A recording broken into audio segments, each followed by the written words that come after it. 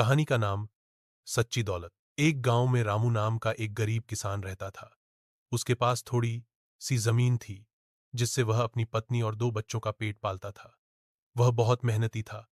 सूरज निकलने से पहले खेतों में पहुंच जाता और शाम ढलने तक काम करता, लेकिन उसकी हालत फिर भी नहीं सुधर रही थी। एक दिन रामू बहुत परेशान होकर खेत में बैठा था। तभी गांव के मंदिर का पुजारी वहां से गुजरा। उसने रामू से पूछा, इतने दुखी क्यों हो रामू? रामू ने कहा, पंडित जी, मैं दिन रात मेहनत करता हूं, फिर भी मेरे बच्चों को भरपेट खाना नहीं मिल पाता। लगता है किस्मत ही खराब है। पंडित जी मुस्कुराए और बोले, मैं तुम्हें एक रहस्य बताता हूं। सच्ची दौलत जमीन के नीचे छिपी है। मेहनत करते रहो, तुम्हें एक दिन जरूर मिलेगा। रामू को यह बात गहराई से छू गई। अब वह पहले से भी ज्यादा लगन से खेत जोतने लगा। उसने मिट्टी साफ की, खाद डाली, नए बीज बोए और समय पर सिंचाई की।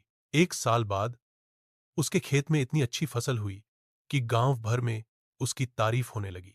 उसकी हालत सुधर गई। अब उसके पास खाने को भी था और बेचने को भी। उसी समय पंडित जी फिर से खेत में आए और बोले, देखा रामू, जमीन के नीचे छिपी दौलत क्या थी?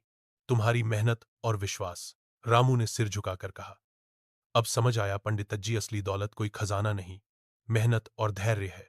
सीख, मोराल, मेहनत करने वाला कभी हारता नहीं। सच्ची दौलत हमारी लगन और ईमानदारी में ही छिपी होती है।